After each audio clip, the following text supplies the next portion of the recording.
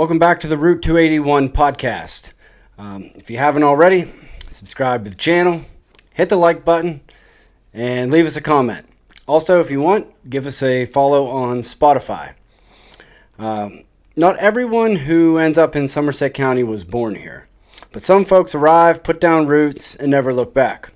My next guest is one of those people. Dr. Dan Zawisza came to this county, built a life here, raised his family here, and found something a lot of people spend a whole lifetime looking for: a real sense of community. He's the kind of guy who knows his neighbors, loves the farm families he serves, and has a genuine connection to the animals in his care. He's the co-owner of White Oak Vet Clinic in Somerset Pa and has been a trusted large animal veterinarian in our area for years. Please welcome to the podcast, Dr. Dan Zawisza.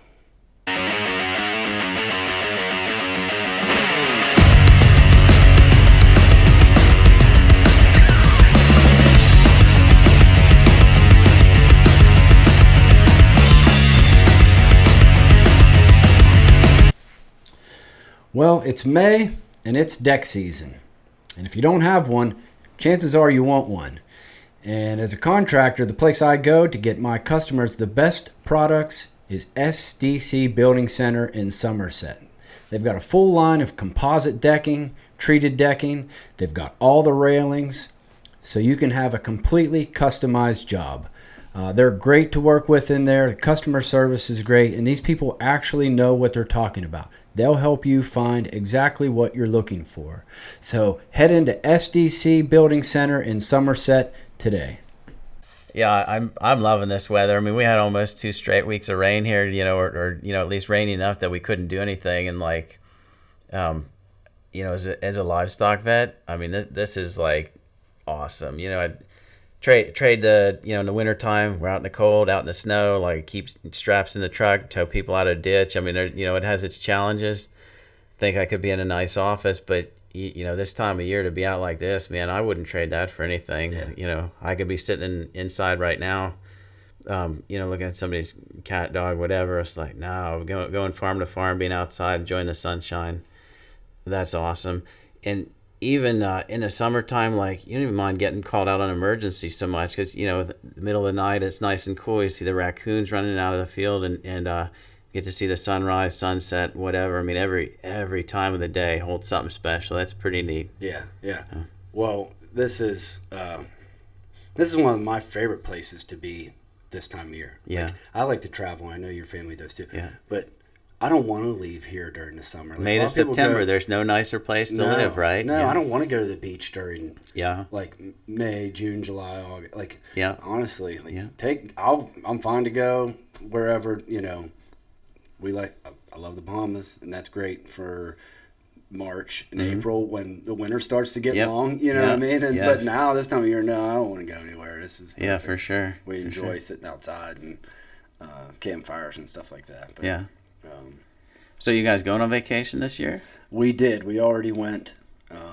We took a cruise. Okay, very good. Yeah. Disney cruise? No, I've never done a Disney cruise. We've done Disney. We did Disney right during COVID. Okay. The kids were like the perfect age. Yeah. It was right before COVID had happened. Yeah. And we got there, had a great time. It was a great experience. There were no restrictions, nothing. We did it right. Yeah. Did the whole thing, and then came home, and like a month later, it was like lockdown. Nobody had a clue. Similar. We were there probably a similar time, probably like end of February in 20, right before. Really? That's funny. Yeah, and my wife, I mean, genius. Like, she's a good planner. Especially where vacation's concerned. She knew the deals. I mean, we ate and ate. Good food. Did Epcot, Magic Kingdom, Animal Kingdom, I think it's called, and whatever the other one is. But it was a lot of fun, and same thing. Kids were the right age to go, and now they say they don't remember it. So Disney trip might be in our future again. But they really had a good time. We stayed on site there, and we've been back since, and it was just not quite as good. There were some restrictions then, and the deals just weren't as good, and anyway, but Disney, it was a good time. Disney can be hit or miss, I think. like you said, first time we did it right. Yeah. She planned it all out. Got the meal plan. It was easy. It Yes. was like an all-inclusive vacation almost. Yeah. Stayed on one of their resorts, Mm-hmm. which they have the bus that takes you to the resort and back to your, from the resort to wherever you're going, whatever park you're going to. Yeah. And then also we were close enough we could take that Skyliner thing. Yeah. I think that's what it's called. I don't know. But it's like a chairlift almost, you know. That was neat. Yeah, I just think, I mean, Disney's great. I mean, for, you know, I mean, obviously it's a business, you know, they're out to make money and you know, they certainly know how to do that, right? But I don't know. I loved Animal Kingdom. I mean, you know, animals were always kind of my thing anyway, but we went to Animal Kingdom and I heard somebody say it, you know, they were like, wow, you know, we're in the Africa exhibit. They said, you know, it's amazing how much Disney Africa looks like real Africa. And I was kind of like, I wonder how many times I've been to real Africa, but I mean, it really does have that feeling. I mean, it's a neat park. I mean, really neat. Yeah, yeah, we like that one too. And honestly, like when we went, it was like February, I think. And we don't have to wait too long for rides. Yeah, it wasn't bad. Lindsay, we were in line. I don't know what she did. She was like your wife. You know, she plans. So she's a travel agent now. Yeah, but and she'll tell you that's kind of what kicked it off for her. Yeah. She realized after that she loved in planning. Yeah. But anyway, she'd get on her phone on this app. We'd be in one line. She'd say, "What do you want to ride next?" And we'd be like, you know, whatever. We'd all agree on a ride. Mm-hmm. And she'd book it right there on her phone. And then we'd go into a certain line and didn't have to wait. Yeah. It's nice. But, yeah, that's neat. When we were there, it was like right around Mardi Gras.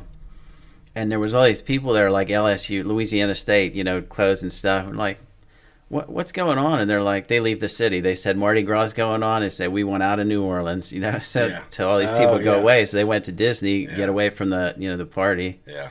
Which I can understand. You know, we host students from time to time, and I had one from Louisiana State one time, and she said like, you know, the party's a party and it's okay, but you know, at some point you want to go home, right? So you want to get away from the party, but we had a good time, and I heard that your wife was doing, you know, as a travel agent, and I think that's neat. I have my little sister.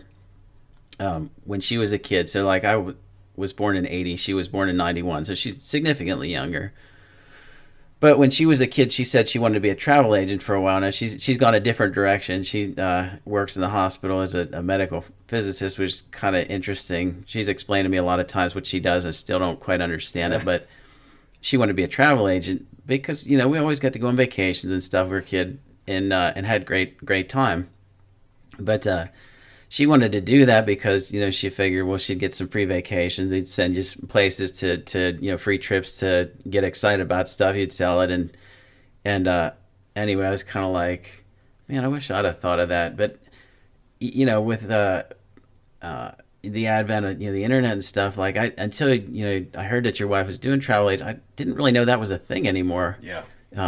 But that's pretty neat. And well, it's for like, so the brick and mortar travel agency, there still are some, but now with being able to pretty much do everything online, it's not necessary. Yeah, you know, you could walk into a brick and mortar travel agent store; they're going to do the same thing. Yeah, but what people don't really realize is that a travel agent doesn't cost you anything, and you pay for a planning fee most of the time with whatever you book. Say you book a cruise, the cruise line pays the travel agent. Okay. So for some people, like your wife and my wife, they like to plan it. They enjoy that part of it.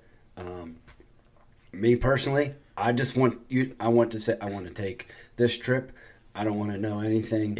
Other than like what time do I got to be at the airport? Yeah. And from there on, like I don't have the time. And for those people, it's valuable. Yeah. I'm just not.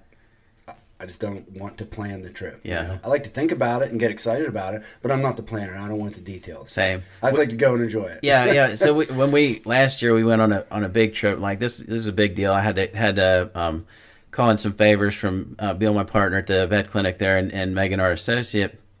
And it was like, hey, can you guys cover if I take 2 weeks in a row? Again, trying to hit the kids at the right age to appreciate something. and my wife planned a vacation. It was spectacular. It was really good.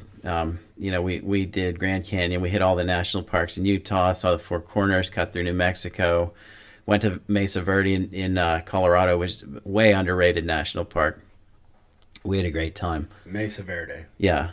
But my wife, we had talked about it. She's like, okay, after the first year, maybe you can help me plan this vacation. Like, yeah.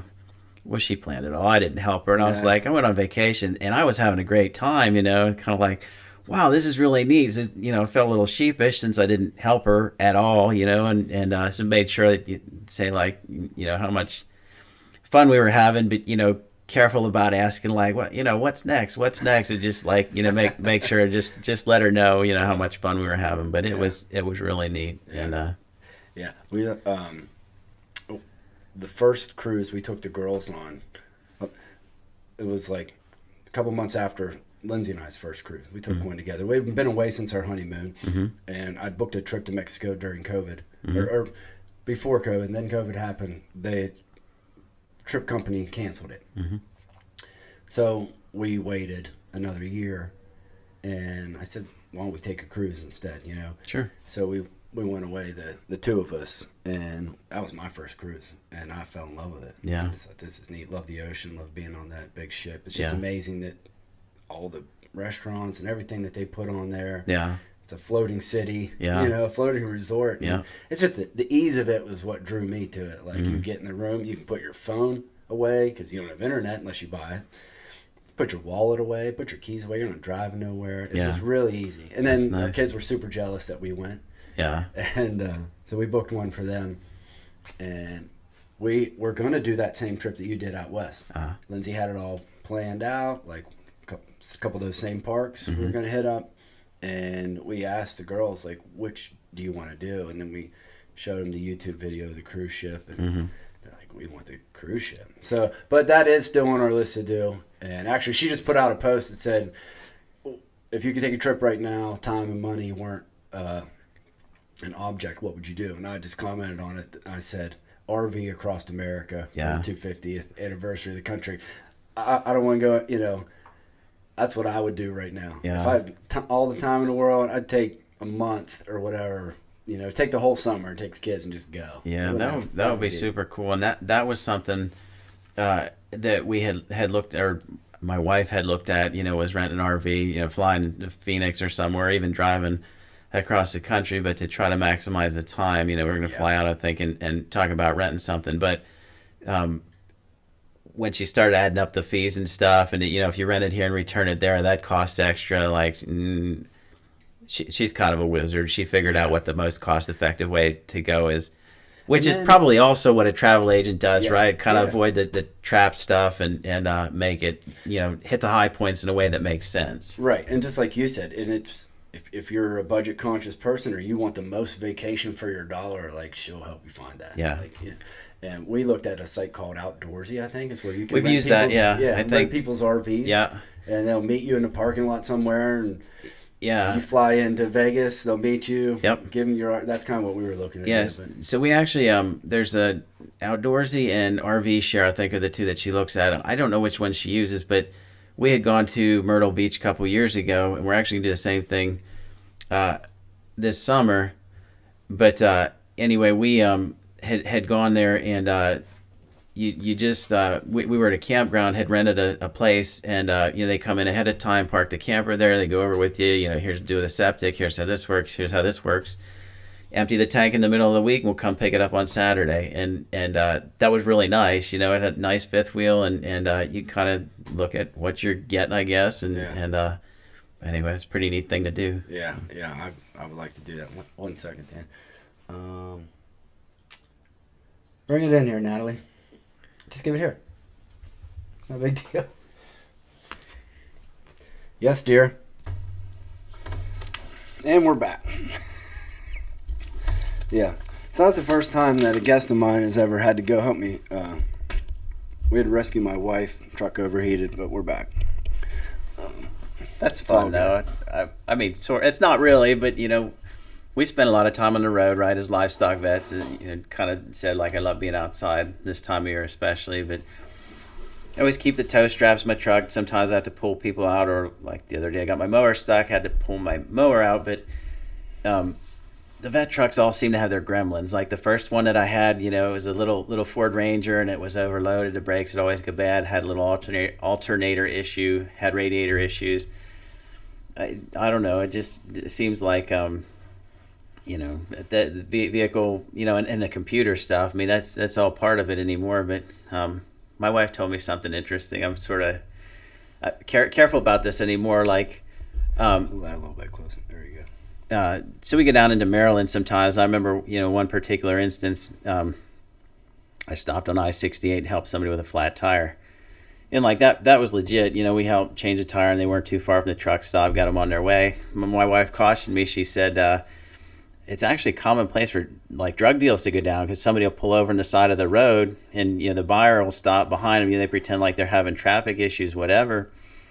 And if something happens, the police stop, check if they're okay. I was like, yeah, something's wrong with the car, and then they move on, right? But she's like, be cautious, if you stop to help somebody like that. Not that it applies here anyway, but tangent. But I thought that was very interesting. I mean, it's creative, I guess. But anyway, I actually spend not a lot of time, but every so often, run into travelers on the road and kind of keep a few things in the truck, help when I can, and sometimes I'm the one needs a hand. It sucks sometimes, because you think like we can't pick up everybody, because I mean, I wouldn't want my wife to pick up a hitchhiker, put it that way. Yeah. You know what I mean? And you think, man, that person probably just needs a ride. Yeah. But then you got to be careful too. Like you got to use a little caution, wisdom, you know what I mean? Because it isn't the same. It's not the same. Yeah, for sure. The world isn't the same place right. it used to be. Right. And, maybe it's a good side of, kids having cell phones. I mean, I remember, like when I was a kid, if you need a ride, you had to find a pay phone. Like the kids having phone, I mean, it's, almost a necessary evil this day and age. Like we didn't really want our kids to have phones, but they get into middle school, and the practices change at the drop of a hat and stuff. You need to know what's going on. When do I need to be there for it? And at least they've got that. If they ever get into emergency or whatever, they can get a hold of you. So I look at it like a tool anymore. You know what I mean? And I have tools for work that I didn't have. 20 years ago. Yeah. And these kids have a tool, and some people abuse it. Yes. And that's where you get into trouble. Like, for sure. I think it's a detriment overall, and I think research is going to show that tremendously. The kids that spend too much time on it. And we limit it. They make fun of us. They think we're strict, but that's okay. Like I heard one time from I think Dr. Dobson. I don't know if you're familiar with him. It's like a family, Christian family. Okay. Doctor. Okay. He said if your kids aren't upset with you once in a while, you're probably not doing your job. That's probably true. I mean, not your job to be their friend, right? I mean, sometimes, right? Yeah. But it's nice you gotta keep them in line, and they aren't gonna like everything, right? And I that's good advice probably for life in general. Like I've heard people say that about as a veterinarian, farmers, like. If they're not pushing back, they're not getting mad at you once in a while, you're probably not pushing them hard enough, right? I mean, in farmers, I mean, you got to take it easy. Like I take it easy because I know, they're working very, very hard. The money's not there. Like it's just, they got a lot of things stacked against them, but you still want to push them, to do the best that they, that they can. You see something they can do a little bit better, maybe work at it piece by piece. So it's not, like hugely insulting. Like, you're not doing this. It's like, well, maybe we could do this a little better though. Yeah. That's a good point. Something I wanted to talk about. I'll set this up a little bit. Dr. Dan Zawisza is the counterpart to Dr. Bill Krauscher, who was my very first episode. And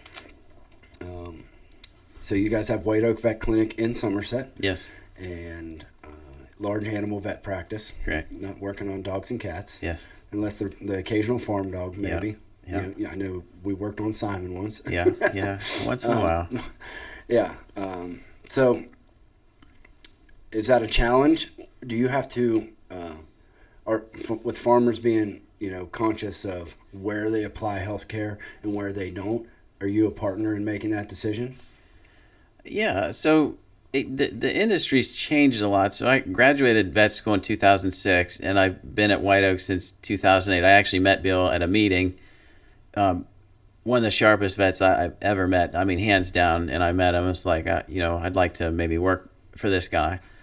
And I'm not from Somerset. I'm a transplant. So I'd been out here a couple times, talked to him a little bit. And they were kind of not real actively looking for another vet. And I was kind of looking to get out of mixed animal practice. And so it worked out real well. Came out here and it's sort of interesting. Like, so I started at White Oak in 2008, and the dairy economy was really good. And, farmers are funny. Like, have guys that talk about, the winter of 76 or whatever. I mean, the year, like, right? Yeah, they know. So any dairy farmer is going to, you say 2009, 2008 was great. And, it's really interesting. Like, there's some geopolitics play into that. Russia had sanctioned U.S. dairy products imports because of a political action taken by the United States, and China had done some things that made the market strong, in 2008. But with these sanctions, and then China's ordering patterns in 2009, the market crashed, and the dairy farmers know, like, it was a bad year. Now, when you say bad year for a dairy farmer, Mm-hmm. what is that?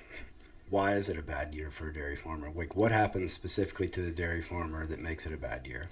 So, Milk price? yeah, you might you're opening a can of worms here. You might have to rein me in.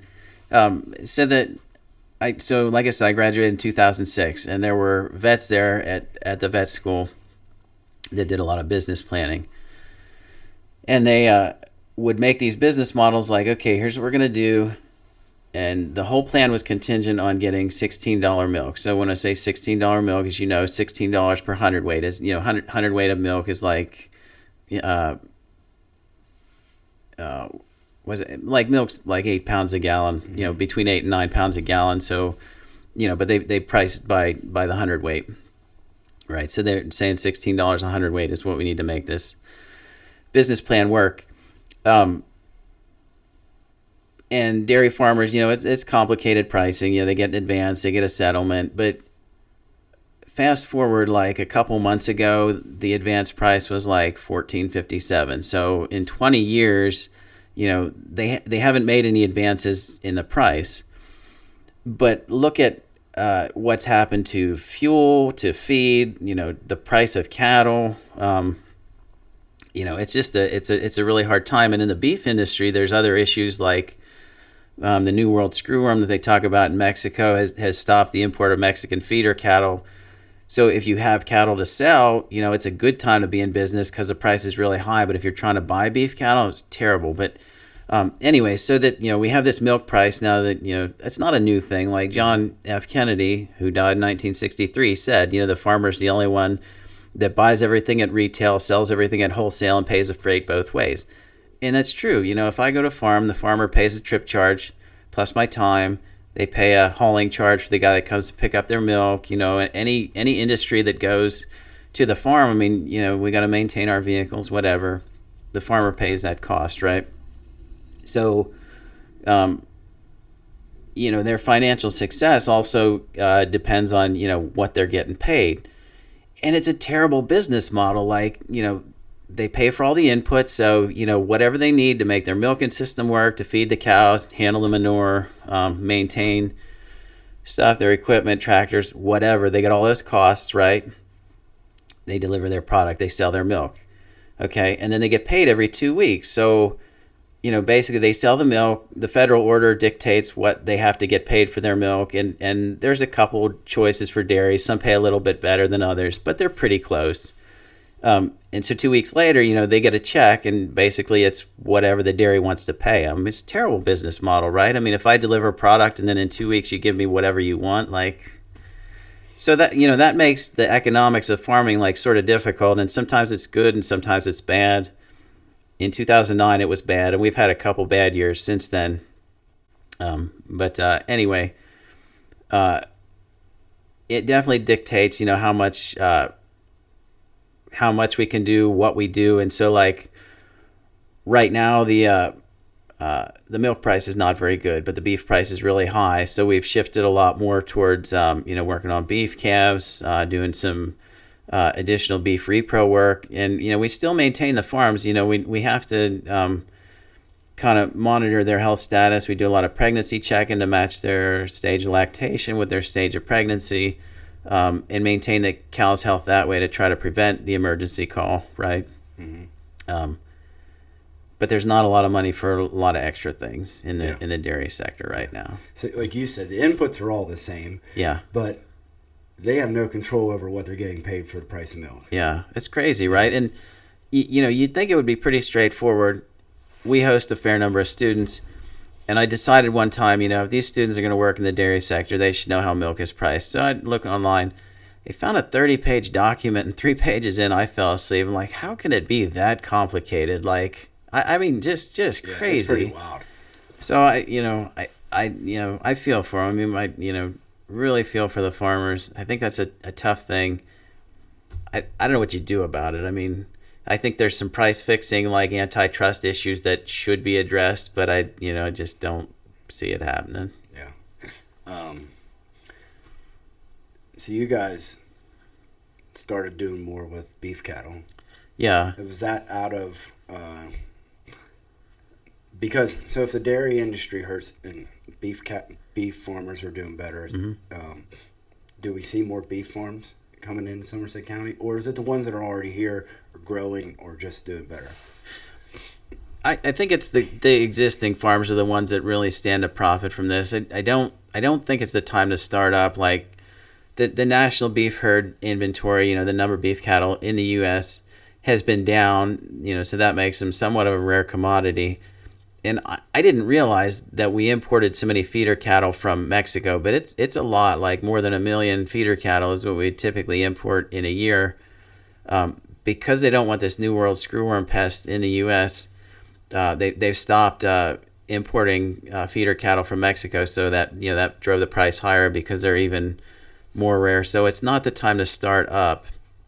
But if you happen to have the cattle, they're worth a little more, and so people are willing to spend a little more. So, Do you do herd checks on beef cattle too? Some, yeah.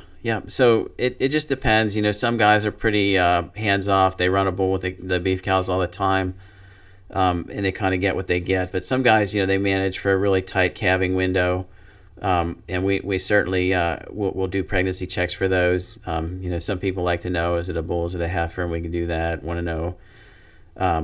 What else might be going on there, why this cow won't breed, whatever. So, yeah, we do them. For some people, it's just a matter of they don't have the facilities to do it, but we'll do that. Something else that we do a lot of, in the dairy industry, a lot of the breeding is, there's technicians that actually do the breeding. But in the beef industry, a lot more of it is bulls. And so we do a lot of breeding soundness exams. You figure like a bull's going to cover, maybe 30 cows in a breeding window, maybe a few more, a few less, depending on the bull's age. But if you put that bull in there and he's no good, like that's a big problem because, if you have 30 cows then that don't have a calf, you've lost your calf crop for the year. I mean, that's catastrophic. So that's a huge return on investment. And beef bulls are neat to see. I mean, especially, they got good handling facilities and stuff. I always loved watching the rodeo. Love those bulls. I mean, they're big and a lot of them, especially around here. I mean, these aren't range cattle. I mean, you don't want to be in a corner, with them, but they're not super nasty. I mean, they're bulls. I mean, you keep that in mind. But they're really something to see. And I always cite an older figure. They said that the return on investment for that breeding soundness exam is like $17 per cow. So if you say you pay $75 to have a bull evaluated, and he's covering 30 cows, and that has a value of $17 for each of those 30 cows. I mean, it's a no-brainer. You better make sure that bull's good. Yeah. What are you checking for? Just do blood work? Do you collect sperm? Yeah. So the White Oak has a YouTube channel. There's actually there's maybe 2 or 3 videos on it. I was doing them a couple years ago, but it goes through the whole process, how you do it. But you start with a physical, not a huge physical, but you make sure that they can see that, the jaw's okay, that they're going to be able to eat, because it's very energy taxing on a bull to go through a breeding season. So you want to make sure you expect them to lose weight, but you need to make sure they can see where they're going, they're sound on their feet, and they're going to be able to eat okay to maintain as much condition as you can. Oh yeah, you gotta be able to see where you're going. Yes, and then it gets more interesting from there. So you have to they actually you measure testicles. So you squeeze the testicles down in the scrotum, and there's a tape measure that you band around them, and there's guidelines for the age of the bull and what I know it's funny, right? So. But the bigger the factory, the higher the output. So you got to make sure that they're in the normal range, and it'll grade them poor, good, very good, Yeah. And I mean, there are some. To the everyday person, it is funny, but I know, like on our dairy farm, we sold a lot of bulls early on. Oh yeah. Before genetics came along and everything, they can tell if a bull's going to be good by hair after or blood after the calf is born. Yeah. Basically through genetics now. Yeah. But before it had to be proven. Right. And so the actual bull would go to a stud farm. Yeah. You'd see pictures of the bull in a magazine. Yeah. It was like cow porn, I guess. Right. Well, and and a lot of that they do through genomic testing now, but also like on the farm. So besides that, then you have to palpate for abnormal structures. You could check. Bulls actually get frostbite. Sometimes their scrotum, testicles, and that can make them infertile. So you look for stuff like that. Palpate their. Hey, there's a business idea. Prostate. A glove for the Yeah. a nice thermal wear for. I've seen that floating around. Those bags that Crown Royal comes in. They took one of those, tied around the bull's scrotum, said scrotum warmers. Yeah. Good luck being the guy that does that. Yeah. So anyway, but you palpate prostrate and no, said that wrong. Prostate, right? If there's if an R is I forget how the saying goes, but anyway, you palpate their prostate, and then the last part of it is there's actually an electroejaculator. My neighbor he thinks this is hilarious, calls it the torpedo, and it goes in rectally and stimulates their prostate, we'll actually collect the semen then, and you're looking for number one, motility, make sure that they move like they should, and number two, morphology, so you're making sure that they look normal, there's not a lot of defects, broken tails, head defects, whatever. But it is actually a big deal for the farmers because, like you said, if he's not working properly, they lose a lot of calves. Yeah, and like out west, I mean, some of the clinics, they'll have a haul in and they'll bring a trailer full of bulls in, and I mean that's what they'll do all day, and they'll have 4 and 5 chutes going at a time. Checking. Yeah. And then so bigger the herd, the more bulls you need. Yeah. You want to keep it in proper ratio, and I mean, like I said, typically I think 30 cows per bull is kind of what I think, but a big mature bull, like he's going to handle more than that. He'll be all right, but a younger bull, like maybe you want a few less. So I mean, you probably need more than one, especially like bulls are funny and say if you just put 2 in, they'll fight. So you have to have a third one, and whatever you do, I mean, you got to have the right facilities to kind of handle them, right?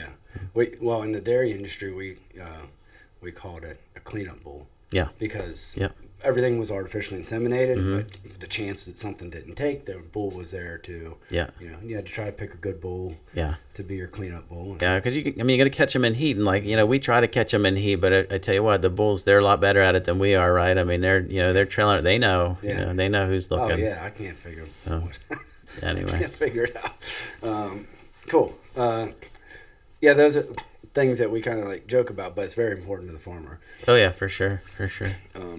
So I'll say when you were just starting with White Oak, I had came back and our life or family was in transition. We did a tour duty at my family's dairy farm, which my great grandfather started here in Somerset County, and my dad and uncle ran it up until recently.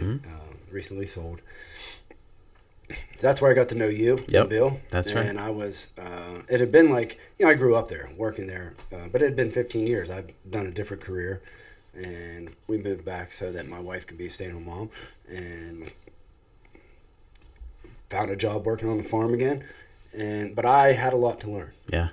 Yeah. Do you remember that time? And what about my family's farm do you remember?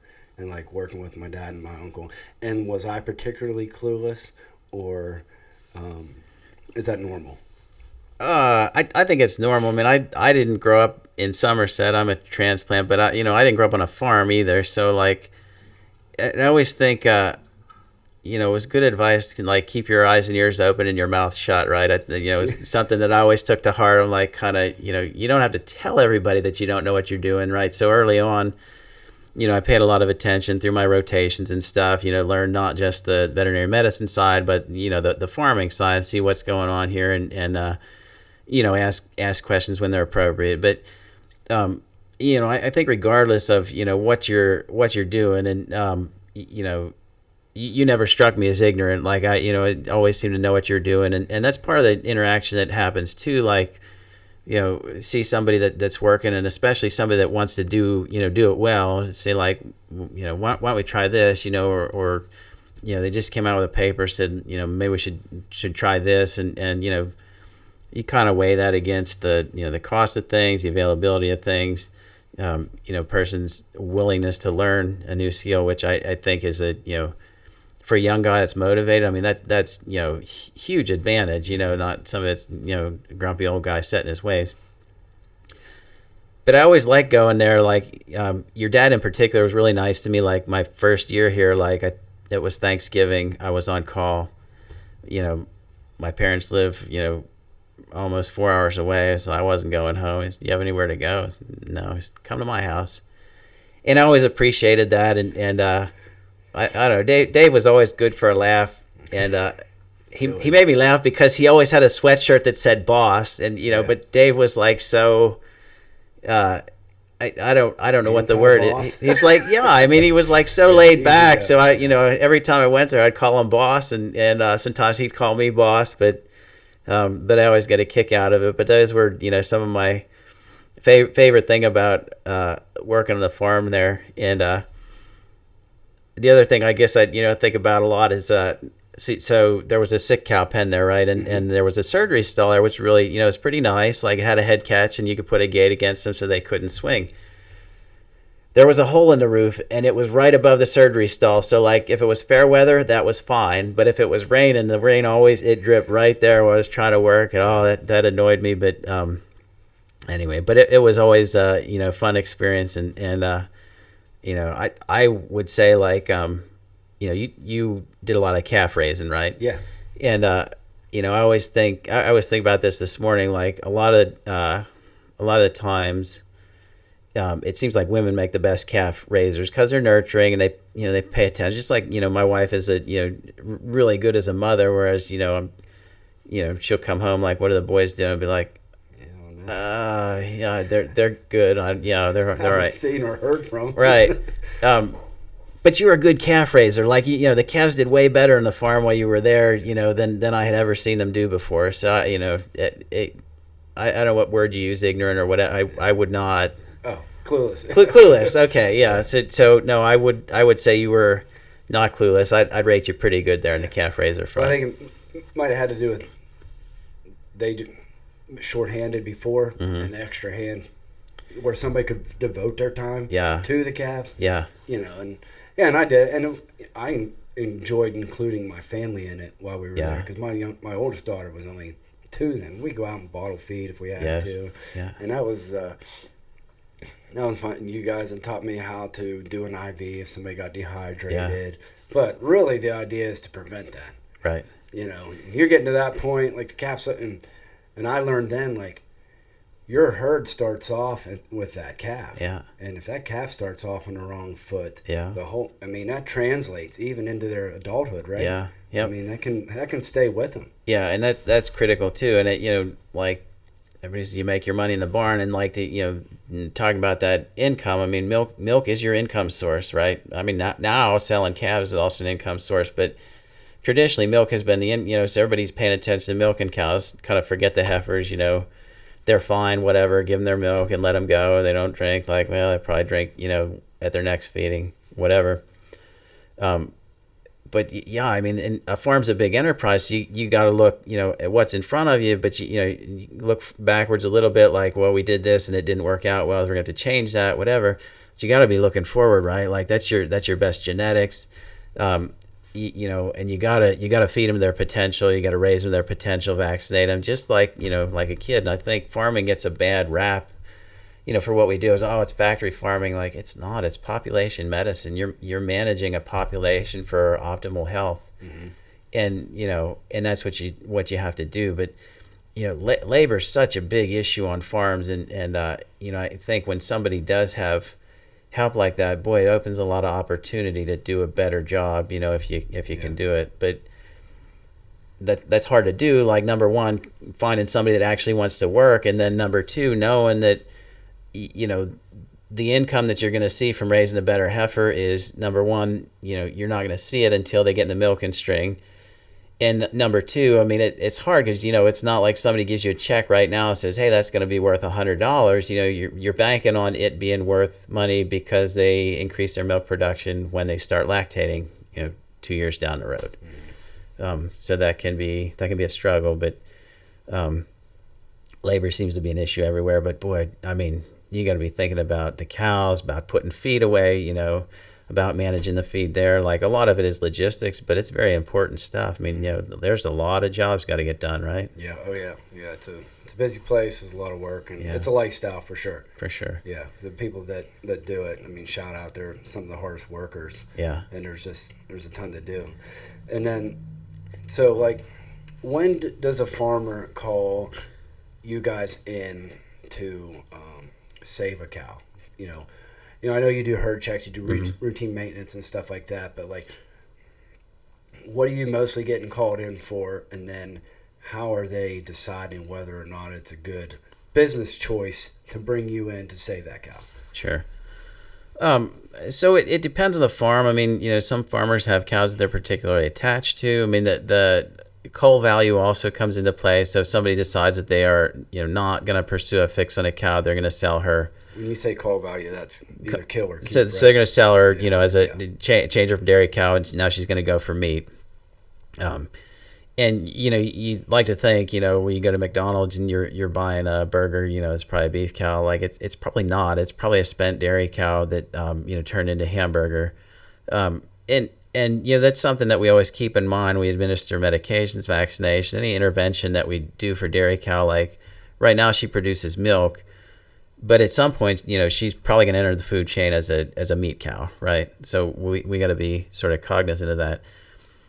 But I think, the economics have to dictate it. So like a young cow, is having a rough start. Like, it costs a lot to raise a heifer, and typically takes into their second lactation to pay that cost back. So a young cow that's got something that's fixable, like, she's probably going to get looked at, because otherwise she's a total loss. But, if it's an older cow and, the price of cull dairy cows is high-ish right now because of that beef shortage.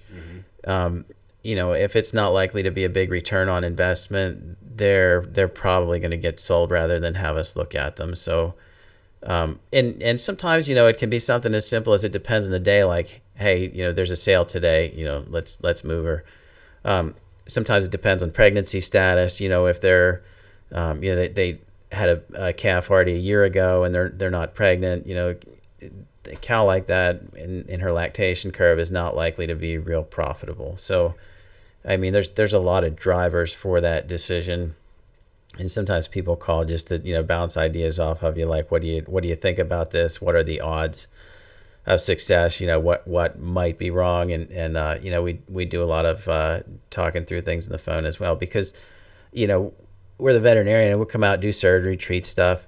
The reality is, a lot of the dairy farmers now, I mean, they're kind of jack of all trades. I mean, they're part mechanic, but they're part paramedic as well. Like you mentioned, IV and calves. I mean, that's not an entry level skill. Like, and as the margins have gotten tighter and people have sold out sold their cows, the dairy farmers, it seems like they take on more and more, to try to do themselves, and they certainly are capable of handling it. It's I think a good thing to try and handle what you can do yourself. Yeah. I mostly did that so I didn't have to get you out of bed at 3 a.m. Well, I appreciate that, but But I think when they recognize something and they realize it's more than what they can handle on their own, I think a lot of times that's what triggers a phone call. One thing you hear a lot about on this podcast is how much people matter here in Somerset County. And that's especially true when it comes to where you bank. That's why I want to tell you about Somerset Trust Company. They've been serving our communities for generations, and they understand what it means to be a truly local bank with a strong presence across the region. So whether you're running a small business, working towards your financial goals, or planning for the future, Somerset Trust offers the kind of personal service and support that you just don't always find these days. If you're looking for a bank that's invested in the same communities that we talk about here on the Route 281 podcast, check out Somerset Trust Company and experience the difference of banking locally. Yeah, I used to love watching like Twisted Stomachs when I was a kid on the farm. Yeah. And I was like, oh, there's going to be a surgery today? All right, I'll be down. And watch Bob Bastion do, back in the day. I do like doing that. I mean, there's still a little bit of a challenge sometimes, but I mean, I can remember sometimes, it gets so routine to start playing games like, not risking anything, but like I can remember one time they had maybe 4 or 5 cows lined up for surgery. It was the middle of winter. It was really cold. And I was like, okay, I'm going to see if I can get this cow operated on and fixed before the water freezes on the top of my bucket. And sometimes I'd win and sometimes I wouldn't. But I mean, it's a challenge of what we're working with. But I'm curious now.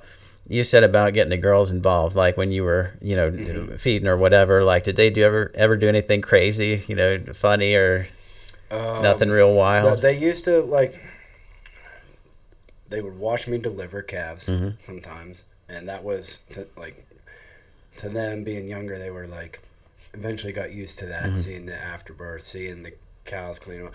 But now. I would take a newborn calf on my lap down to the house on the golf cart or something like that, and my oldest, who was she was an animal lover from the start and still is. Just got that tender heart for animals. So she's always loved that when I'd bring that slimy calf down on my lap. And but as far as them on the farm, we basically moved off the farm when my youngest was a year old. Oh, you were telling me that, yeah. So, but they are in 4-H now. They show dairy cattle. Okay. They do like the lease program through 4-H, and they show cows for Morgan O'Brien. Okay.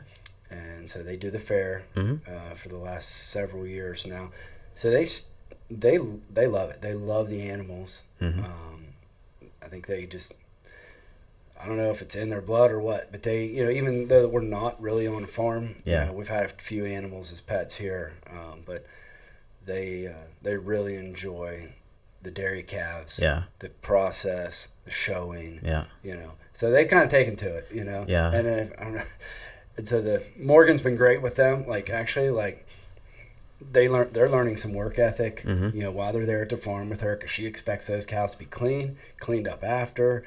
So it's been good. I kind of get to take a back seat and watch them take orders from somebody else other than me. That's fun, because I'm kind of like, I just wait when she's got them trained. When that cow takes a crap, and the whole thing is you don't want to wash it again, so you clean it up. You play prevent defense, so they're clean. It's been fun to watch them do that. But they get a kick out of the Somerset County Fair, and I did as a kid, so I enjoy seeing them enjoy it. For me as a kid. The county fair was like my Super Bowl of the year. I loved it. Friends were over there. We were chasing each other around, chasing girls. It was a good time. I often wonder. I see farm families, and it does seem like it's in their blood. Or so I'm kind of black sheep. Like my family did not work in agriculture, and I don't think my boys really have any interest in it. They're kind of interested in other technology and maybe military. I don't know, but. Probably not agriculture, but so what got you into it? So I did always like animals, and but I used to watch like a lot of National Geographic and stuff, and my parents, they steered me probably in a different direction. Like I, always thought like I'd like to go, on safari, film National Geographic, whatever. He kind of said like, you can do that. It's probably a very limited job opportunity. If you want to have a family, that's going to be a tough thing to do. That's So smart. why don't you try, look at veterinary medicine. And so I got into vet school, and I, applied as a sort of small animal and equine guy. And I don't work on small animals. I don't work on horses. I met a couple of people in college, and took up deer hunting. Before we go hunting on his uncle's farm, we had to go and milk the cows. So like, I mean, that was I don't know, eye opener, I guess. Like, I didn't know anything about it. Had never really been around dairy cows, but I fell in with the right crowd in vet school, and pursued some opportunities, and it worked out well for me. And frankly, I'm glad that I had that opportunity, because I can't see myself working on anything other than cattle. I think like if I get hurt and I couldn't work, I would probably do something different. Like, I don't think I would work in a small animal clinic. It's just that it's a different thing. Mm-hmm. It's amazing what they can do. I mean, I won't take it away from them at all. It's just like I don't think it's for me. Yeah, So. yeah. It's like a completely different world, really. Mm-hmm. You're on the farm. It's a different operation than Mm-hmm. being in a clinic like that. Yes. So I would imagine it'd be like being a military medic versus working in. Right. You've got to do the actual job that Mm-hmm. you're required to do, plus deal with the behavior of the animal, Yeah. deal with the cows, deal with the farmers. You're dealing with a lot more than just the clinic. Like you said, they still have to do the job. Yes. But you're kind of dealing with a whole different environment. Yeah. I sort of, one of the things I appreciate, I guess, is there's some pretty clearly defined goals. Show up there like, okay, we're gonna do the pregnancy checks. We're going to get the calf out. We're going to look at these sick cows. We're going to fix them, dehorn calves, whatever we're going to do. And you do it, and then you go on to helping the next guy. And I also appreciate like it's a team thing. Like, you're there to help that farmer, right? And he's on board with it, or she's on board with it, like we're all working towards that goal. And it's a good, I think, sense of satisfaction in that you've helped them, that agriculture is a big industry, but also like it's pretty important to eat, like to be able to to feed our country, and then we also do some things that people don't typically think about agriculture. So like I mentioned the New World screwworm already a couple times. They actually just found a case in Texas, so there's vets down there. You better believe they're working to identify it if it shows up again, to eliminate it. We did some things with bird flu and making biosecurity plans, try to be vigilant. Veterinarians are accredited by the Department of Agriculture to do some things, regulatory duties that way. So it's not, for me, it's, also rewarding in the sense of those other responsibilities, the things that we're looking out for, protecting our food supplies. And that makes me proud that in the U.S. that we have a good, safe, and not so cheap recently, but relatively cost effective source for our food. And protecting that is something that I think is very worthwhile. I can imagine. But, I saw a farmer the other day at a feed store, and I could tell he was like distraught, like visibly. Mm-hmm. And like he's pacing, sitting there, just hanging his head, and I'm like listening, and he was buying it was a drench. Mm-hmm. And I said,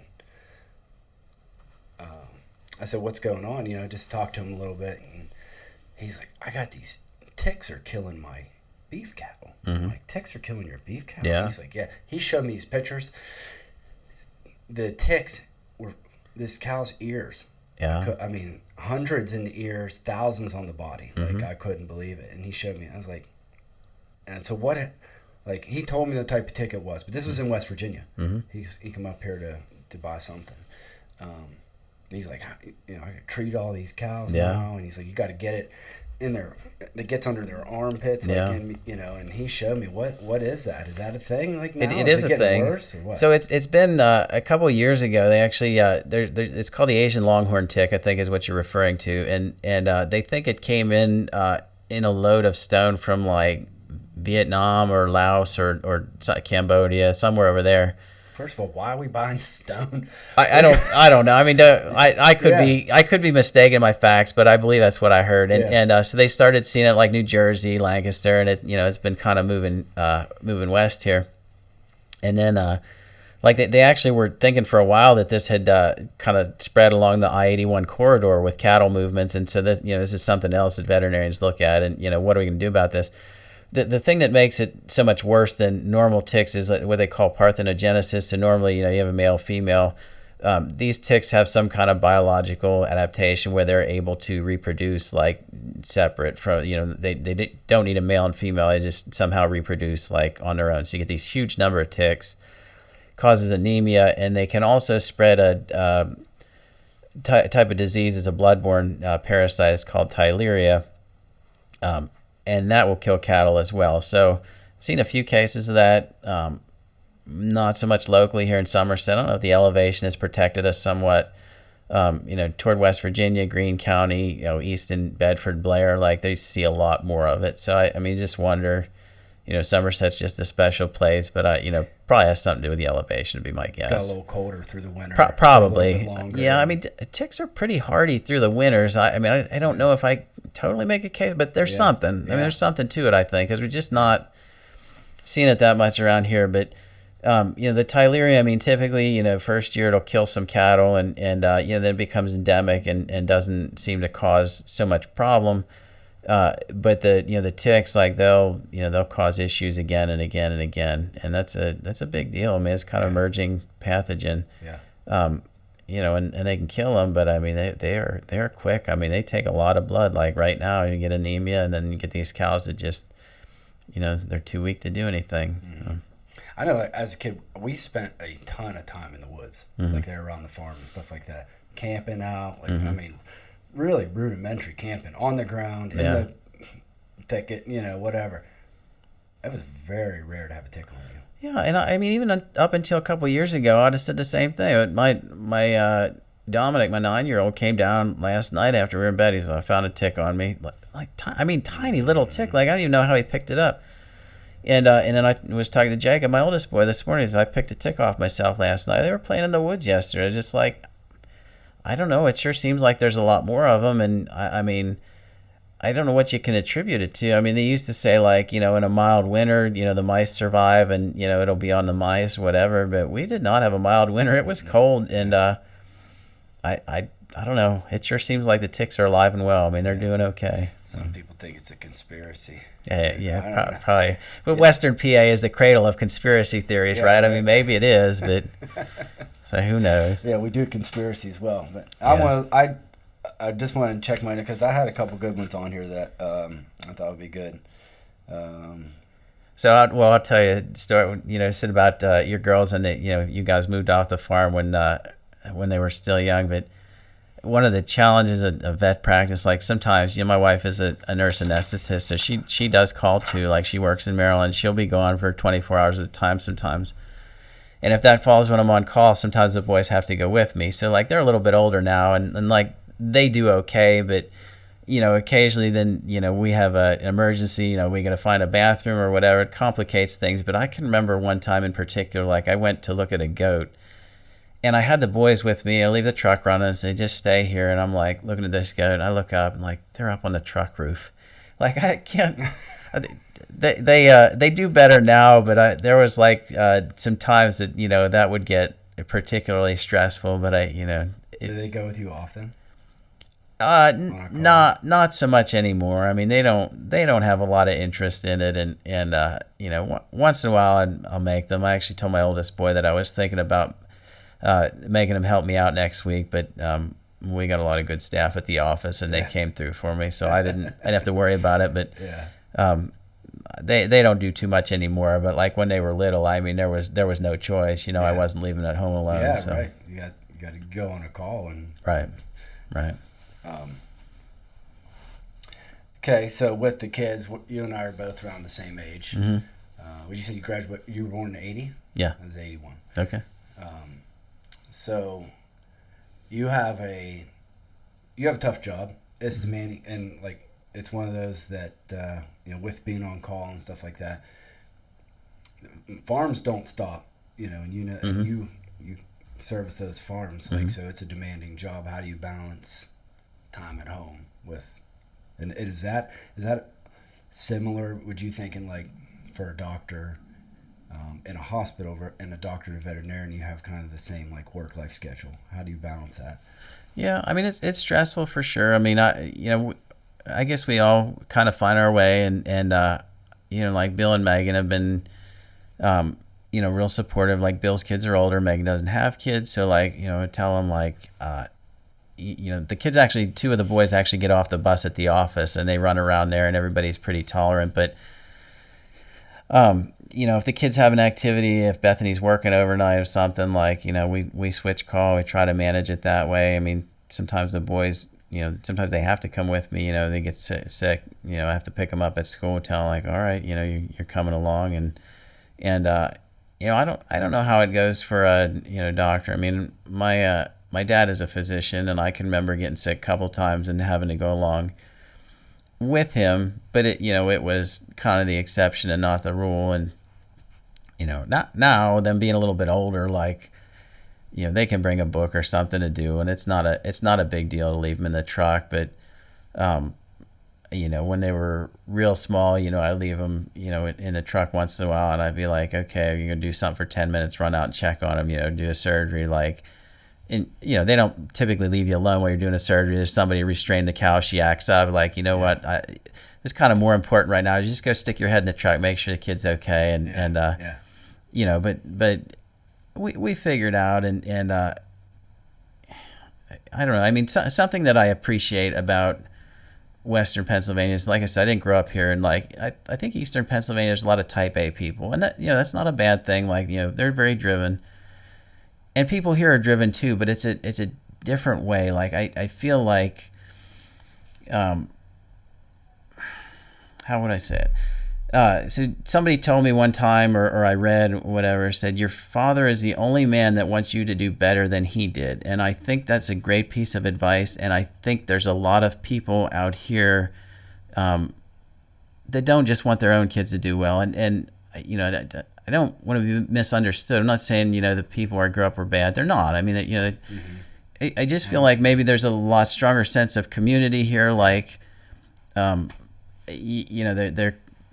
going to look out for your kids, and, we help each other. And I think, that makes me feel, pretty comfortable. And it's kind of nice, take the kids to a farm sometimes, just to show them something or whatever. And, a lot of times they leave with a chocolate milk or a treat or a cookie or something, and so it's not all bad. I mean, Yeah, if you would have brought them up while my grandmother was still alive, they would have left with a whole pizza.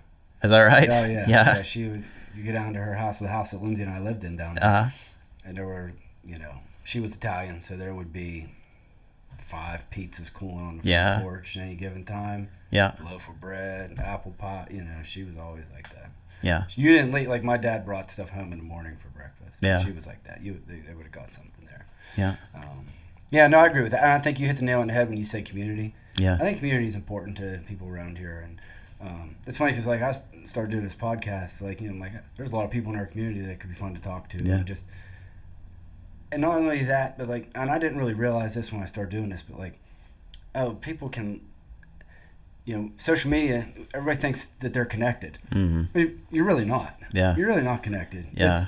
It's got 1,000 friends, you don't really know anybody. Exactly. Yeah. Yeah. And so I've had people comment on an episode or email me and say, hey, this is cool because I used to live there. Mm-hmm. I don't anymore. It helps me to stay connected to a community I once lived in. Sure. You know what I mean? Yeah. But so they still want to be a part of here, even though they're not anymore. Yeah. And then sometimes growing up here, being around here, you take that for granted. Yeah. And we're behaving like you said, and we don't even realize it. It's just who we are as a community. Yeah. Hey, we want your kids to do well. I want somebody who's thinking about becoming a veterinarian to see this episode and get a little bit of insight to what your life is actually like. Yeah. And because you hear like if you polled kids and said, give me your top 10 list of jobs, I bet veterinarian pops up there pretty high because kids love animals. Yeah. And they think, because I love animals, I want to work with animals. Yeah. Reality might be a little different or tell a different story. Sure. But and I always say, like I don't sit in any committees for entry committees for veterinary students, whatever. But I always said, like, if you came in and said you want to be a vet because you love animals, I'd be like, hit the road. I mean, it's important, but it's not. It's a lot more than that. It's very complicated, but we do get students come through now, and I talk to different vets, and some vet, they're just not real impressive. But I talk to kids, in vet school. I think they're tremendously smart. Like, they're very, very smart. I mean, they're way better than I was coming out of school, and like I told you, Bill. I mean, he's very, very, very smart vet. Like, easily one of the best vets that I ever met, and like. I'm not going to sell myself short. Like, I think I'm a reasonably good vet. But I also feel like I can fill a secondary role, like maybe not so much a rock star, but the sound crew. Like, we get these kids come through here and they're going to be rock stars. I just like help them achieve their potential. And that for me is like, they're not my kids, right? I'm not their father, but I think it's a very natural role to, try to help these kids achieve their potential. I'd love to see them succeed. And, I still keep in touch with some of my students, and I find that pretty rewarding to see them do well. I like that. You do interns? You guys have an intern once in a while? Or? Yeah. So the way vet school's set up, like, you do the first couple, 3 years or something, like, is a lot of classroom work, and then the last year and a half, 2 years is like you rotate through different stations at the vet hospital, in private practice, and so people will contact us and. Bill does a lot of specialty work, which has gotten us some exposure. But you make those connections, and it's a relatively small world. So people reach out and say, hey, I got a student, think they, maybe would benefit from coming to your practice. Can they come? And they contact us. And, at one point I'd actually developed kind of a syllabus, like, okay, you're going to be here for 3 weeks. Week 1, we're going to focus on this. Week 2, we're going to focus on this. Try to get them, knowing that they're not going to learn everything they need to know in their time here with us. But I think of myself when I was in their shoes and what I wish somebody had told me, hints that I think are helpful. We had a girl come through one time, and she was pretty short, and she had a hard time reaching stuff. And I believe she asked Bill, like, what do you do? And he said, Dan's short, ask him. So I, very practical things, like I try to help people, just kind of meet them where they are, sort of assess things, and I think things go a little bit better that way if it's not a cookie cutter thing. I'll sort of see where they're at, and then try to do what I can to kind of help them, if I think that's possible. So I would imagine, this may not be true, but like when they come out to you said for like 3 years of school, and then they have to do some time like in your practice or in a veterinary hospital. Is it typically in the summer, winter, or is it all times of the year? It's depending on where they're at in their education. Yeah, it's whenever. Like once you hit your, like, when I was in school, like, I went to 2.5 years that was like mostly classroom, but there's some leeway depending what you want to do when you can enter the clinical rotations. But, that whole year and a half, I mean, we have them in summer, we have them in winter. Doesn't matter. Try to, prepare them for, like, winter in Somerset is not even like winter where I grew up. Like, it's different. They teach them little tricks, like, for cleaning purposes, the water in the milk house has to get up to 160 degrees minimum, right? Mm-hmm. So, like, you come out here and they're, we finish a farm call, like, it's like, okay, leave your rubber boots on. Go turn the water on the milk house hose. Don't touch it because it's going to be scalding hot. Spray your boots. They spray their rubber boots. Their feet stay dry. It thaws them out a little bit. Like, that's something nobody's going to tell them in vet school, right. But it's going to make them a lot happier in their career, right? Yeah. So, little things like that. So I could imagine, like, if they're, go on a farm in the summertime, it's a different monster than to get you go on a call in the middle of the night in the winter in here, and you've got your arm elbow deep inside of a cow in the middle of winter. You're like, start rethinking maybe what Yeah, you went to yeah, school right, for. right. So I mean, and that's important. They got to get out there and see what they're signing up for, and that's probably one of the reasons that large animal retention is tough, because people don't realize what they're signing on for, especially if they didn't come from a farm.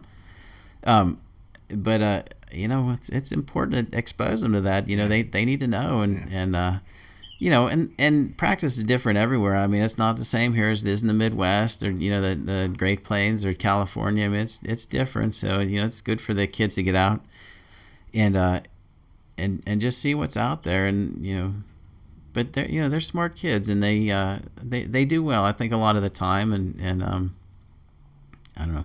It does seem like when they survey new grads, like mentoring is one of the big things that they're looking for. So they're tremendously smart, but one of the things that I also instill or try to instill in them is confidence. Like, that seems like an issue, and I throw myself under the bus here. Like, I struggle with confidence issues all the time.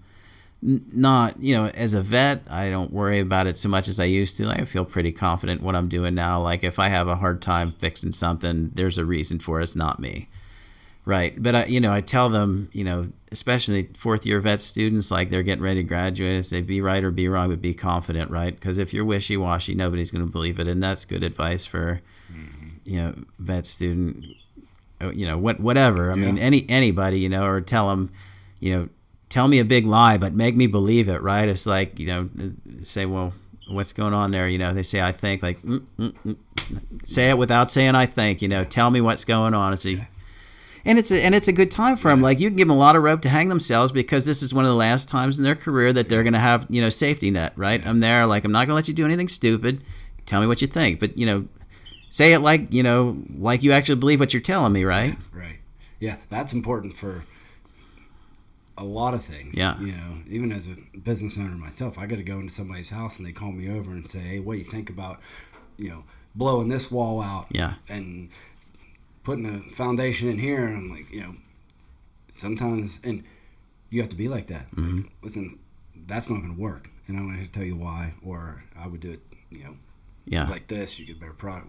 But that's important in a lot of industries. Yeah, and I think it's never too young to start telling kids that either. Like, our youngest boy is 6, and our neighbor, they've been here a couple of years. They built a house across the road, and he said, here, he'd shake their hand, and like, and you better believe that they shake his hand and they make eye contact, because he won't let them get away with it if they don't, right? And so at their age, that's an appropriate lesson. But as they go, vet school and stuff, like, you practice good medicine, you got to believe it, or nobody else will, right?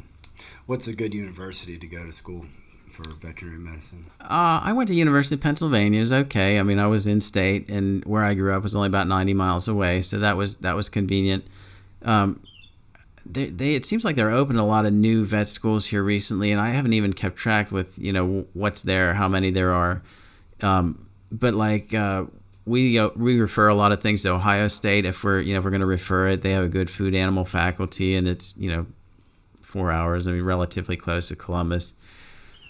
We've seen a lot of good ones come out of Virginia Tech. Iowa State's a good hands-on vet school for food animal practice, especially. But I mean, they're all good. Now, that some of the newer ones have different models, like they don't have a teaching hospital there. They just kind of farm them out to private practices, and I don't know. That remains to be seen. But I don't know. But we're fortunate here too. I think we've had a number of kids, like relatively local, like not right in Somerset, but southwestern PA. A number of farm kids that very not just smart but well-rounded. They know how to handle themselves. Don't really struggle with confidence, and coming out of vet school or in vet school, and you can tell that they mess up my tent. They're either they're going to be a great vet, or even starting out here as a young vet already. They're doing so well. Yeah, so. Yeah.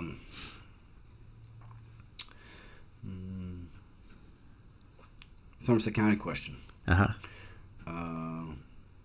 What do you think this area gives kids that that's hard to find elsewhere? I think there's a lot. I mean, obviously, I chose to move here, so I really like it. Especially now is it's a nice time of year, and there's a lot of things to do. I try to encourage the students while they're here. So like I went on a rotation in California, and while we were there, we took advantage of, went to Yosemite, Sequoia, Kings Canyon. When the kids come here, I tell them, you can go visit Flight 93, some of them go skiing, really nice things to do for our children. Like, we live pretty close to Hidden Valley. So like, that's really nice. The ski passes are expensive, but we can drop them off, in the evening for an hour or two, a couple times a week, and sort of make it worthwhile that way. And they love it. I mean, our kids, they love winter. But anyway, I think Somerset is it's a nice place to raise a family, and maybe the kids will want to leave at some point and see what else is out there. But when I was in college, I majored in biology, and I had a guy that I thought was very interesting. He did a lot of paleontology kind of things. He would come out west and do a lot of fossil digs and stuff like that. But he also was pretty well versed in fisheries type things, and he was talking about like the salmon in Alaska. So there's certain types of salmon that spawn different ways.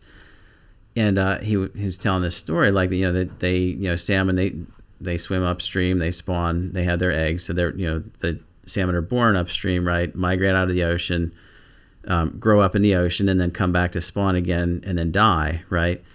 And the guy was kind of thinking about this, like how do they know where to come back to? Because they always come back to the same stream where they were born, right? And he said this guy was walking, somewhere, rounded a corner, and all of a sudden this smell hit him that he recognized when he was young. That's it, it's the smell. And I think they actually, in the salmon hatcheries, like they drip something in the water to imprint the salmon in the hatchery so that they come back to the same place so they can harvest them. And I was thinking about this, like, they have that experience when they're young. They go out, they do whatever they're going to do in the big ocean out there, right? Mm-hmm. But there's something that brings them back. And I would say, like, I found it. I mean, I'm not from here. I like to go, and visit my family where I grew up.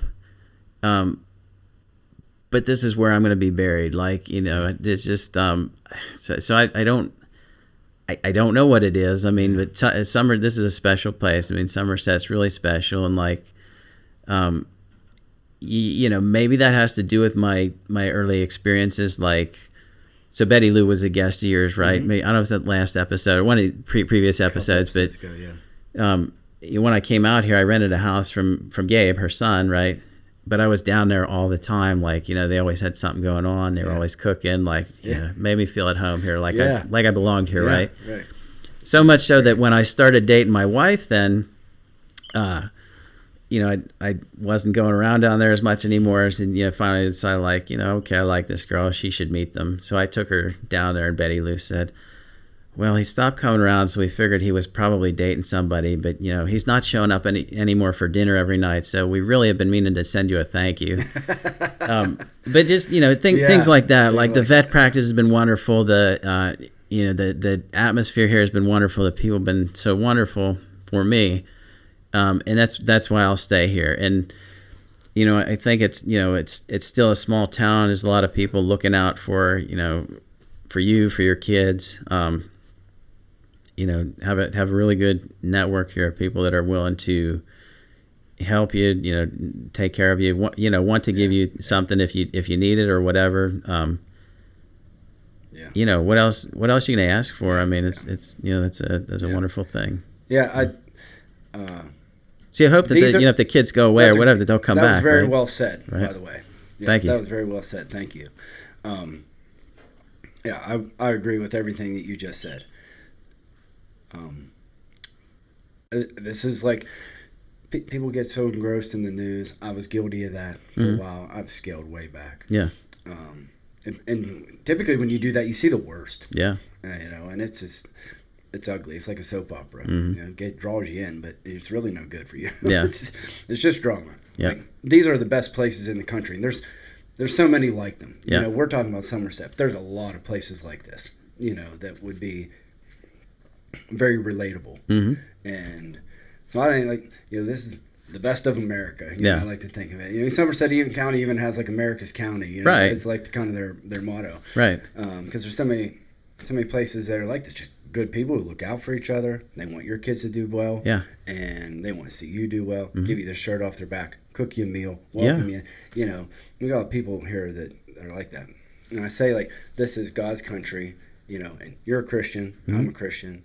And so we have a worldview around for sure creation. Yeah. And so being a vet, and sometimes I like to listen to a lot of different podcasts. You know, I listen to Joe Rogan sometimes, and like I call him, like, you know, I feel like Joe Rogan's seeking a little bit, and he's close, but he's missing the faith part, and that's that is a big difference. You know, and without faith, it's impossible to please God. You know, Sure. And Hebrews chapter 11 talks about faith, and so I have faith that He created this world. Right. And in Genesis, it says, you know, He creates, you know, the earth and everything, and all the birds and fish and the animals that walk on the ground and the creeping things that crawl on the ground. And then He creates man in His own image. Yeah. And in the image of God, He created them. And let Him have dominion over the earth and everything on it, including the animals.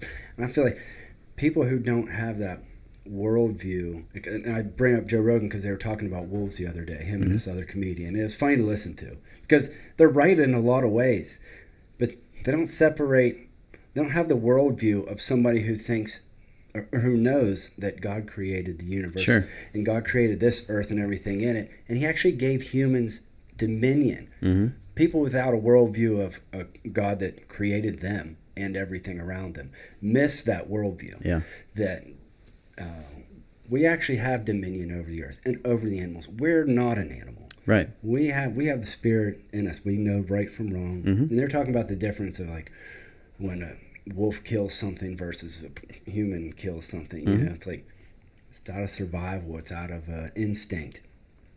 Humans have the capacity to do unspeakable things that animals don't. Yeah. And as a vet, can you speak to that worldview and just how important it is to understand our place in like, when I see animals, I give glory to God, and I think, what a beautiful creation that you made, and how fascinating they are. To, like you said, you like the Discovery Channel, and you like National Geographic, and you know, those types of things. But, like, as a vet, is that confirmed? You know, the fact that you are having dominion over them, and the fact that you're treating them, caring for them. We're raising them for food. Yes. People think, like, oh, how could you do that? How could you eat that animal? It's like, you're missing something. You have a worldview without God. Right. And when you have that worldview with God, okay, it'll click for you. Yeah. So, yeah, I mean, I agree with everything. I think there's a lot there. Like, even to, you know, say that we're made in God's image and likeness, and think, like, you scratch your head, like, what does that mean? I mean, you could spend a lifetime meditating on that. Like, what does that mean? So, you know, I think about it, like I told you, you know, I think that I have a role, you know, maybe not a vocation, but a role, you know, mentoring vet students. Like, we try to participate in the fatherhood of God, you know, so it's, you know, that's a privilege, you know, that's been given to me to be the father to my children, but also to guide other people. And so, like, I belong to St. Pete's, right? We go to Mass, the men's group there. And, you know, I like to think I'm running my own little men's group at the, you know, I got 4 boys. Yeah, right. You know, so we pray, you know, often, and that's critical. You know, we need to be grounded that way. You know, we try to consecrate our day every day to the Lord. You know, prayers, works, joys, and sufferings. You know, all of it. It's, you know, it's yours. We share in the joys. You know, we commiserate in the sorrows. You know, but we know that the Lord is with us through it all. Veterinary medicine is different from human medicine in the sense, like, you know, you go to 4 years of school, but if you are human medicine, you have to do internship, residency. Like, those guys come out and they are, like, you know, stone cold, know what they're doing, right? Presumably. In vet school, you know, you go through 4 years, and if you graduate and pass your boards, it's like, you do what you want, right? So there's a learning curve. You come out, right? And I remember, it was not real long out of school, and I was just having a frustrating time. Like I felt like nothing was working out for me. It was not, stuff wasn't getting better. And I remember my mom telling me, like, just, fix the ones that the Lord lets you fix. And I had another vet that, mentored me some, and she said, you're Christian, say a little prayer, when it's not going well. And those are, I've been a person of faith all my life, but those little reminders, I mean, it's important that we, remind each other stuff like that as well. Speaking about dominion, I think, that there are days when it doesn't go very well, and I think, my wife working as an anesthetist, like, she puts people to sleep. She wakes them up. Which is a fascinating thing. It really is, right? I don't like it when, I'm working on a cow and I find something that I can't fix, or I tell them, like, you should probably sell her. But, at the end of the day, I would say, like, it's I guess a philosophical statement. It's good for a thing to be what it's meant to be, and that dominion was given to us, right? So a food animal is a food animal, and if the prognosis is hopeless, there's no sense prolonging the suffering, which is why we can euthanize those animals. We can sell them for meat if they're if they're healthy, right? We're not feeding people junk meat, right? But things like that, it's a different thing, right? And the same respect, like, we don't euthanize people, we don't eat people. Like, that's not, it's a different sort of order of creation, I guess, if I could put it that way. And so I think about that a lot. I do the best that I can to ensure the animal's health, to make sure that we're responsible stewards for them, that they're comfortable and have a good existence while they're here, because that's part of dominion too, is that responsibility, right? Be stewards of, right? But and take care of that gift that's been entrusted to us, right? But it doesn't mean that you have to make a room for them in the house, right? I mean, you have to Some appreciate, right, but you don't have to. But it's important to appreciate what they are. And so one of the reasons that I got out of mixed animal practice, and again, I am not knocking small animal practitioners or anything, but I'd make estimates for things, and I'd be like, I wouldn't pay this, right? And I felt like it was disingenuous, so it's like, well, we're going to spend thousands and thousands of dollars on a dog or a cat. I'm just like, I can't stomach it. It's like, there's people maybe in our own community are not going to have enough to eat tonight. Like, can I, and again, not knocking them, because I make a lot of unnecessary purchases, I guess, spend money on things that I shouldn't spend money on. Like, I fail. And I think it's important as men, as fathers, to appreciate, that's something, maybe a failing of, being made in God's image and likeness, like, that we're not living up to it, right? That we fail too. And it's important to admit that to our children, to other people, that we're not perfect, and sort of assess ourselves honestly that way. But, but it's a tremendous responsibility, to have dominion. And I always, like, your dad's probably somebody I would have said something to, like, if he said something, I'd have been like, Roger, pave the rainforest, right? Yeah. Just to get him going. But, obviously that's not what it means, right? I mean, we take care of these things while we're here. And that's always something that enters into my mind. Ultimately, the cattle are somebody's property, and, I can't always direct the course of treatment, but it is my responsibility to sort of steer somebody, like, listen, we're grasping at straws here. This is not reasonable. It's time to do something, right? Yeah. Good point. Your worldview is important, especially dealing with, knowing. I like what you said about, it's important to understand what they were meant for, and that can shape. Because you think about you see your black and white Holstein cow at the farm. It's like, if that farm doesn't exist, what happens to that cow? I mean, you're going to turn her out in the wild. Is she going to make it in the wild? Like, and if you think you're worried about hitting a deer, I mean, imagine hitting 1,200-pound cow at 60 miles an hour. Like, nobody's walking away from that one, right? I mean, which I did the other night. Not a cow, a deer. A deer. Yeah. So. But Yeah. Well, we covered a lot, Yeah. and you even got to go on a service call with me today. That It was wasn't a fun. veterinary service call, but yeah, that was funny. That was a first. It was a Thank you nice for your day for a patience. ride, I probably yeah. kept you a little longer than you wanted to be here, but But that's your responsibility too. You got to take care of your wife, I had right? to take care of my wife. And, We had to stop the podcast and go and rescue my wife, and she didn't have her own vehicle because I hit a deer with it the other night. Yeah. She had my truck, which is left her stranded. Yeah. Real life stuff here on the Yes. Route 281 podcast. But Yeah. yeah, Dr. Dan Zawisza, I appreciate you coming out and talking to us a little bit today. You're Yeah. an asset to the community, and White Oak Vet Clinic in Somerset, PA. Yeah. Large animal, see him for reproductive care, health checks, all that stuff, right? Yeah. Yep. Can I wish my wife a happy birthday? Absolutely, Happy yeah. birthday, Beth. Her birthday is Sunday, so you see her Happy on birthday, Beth. We Sunday. won't sing to you because you don't want to hear that. But Yeah. And maybe the boys will sing to you, but anyway, Yeah. see my wife. Wish Her her happy birthday's on birthday. Sunday? Sunday the 7th. okay, yeah, so June that 7th. this comes out tomorrow. So Okay. there you go. All right. Good deal. All All right, Dan. Thank you so much, buddy. You bet. Good to see you. Yep. Hey, I want to take a minute to talk to you about my wife's travel agency, Quiet Waters Travel. She has a true gift for this. She loves planning travel, and she's really good at it. She's the kind of person who digs into every detail, finds the hidden gems, and makes the whole experience feel effortless for everyone involved. She works with families, couples, and groups, helping them plan everything from cruises and all-inclusives to bucket list adventures.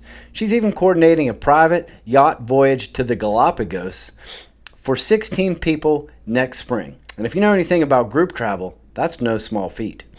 And with wedding season in full swing, she'd love to help some of you newlyweds or soon-to-be married couples start dreaming about the perfect honeymoon. Here's something most people don't realize. Using a travel agent doesn't cost you anything extra. She's paid by the travel suppliers, not you. You just get someone in your corner handling every detail. If a trip has been on your mind, reach out to her. Visit quietwaterstravel.com. That's quietwaterstravel.com, and tell her the Route 281 podcast sent you.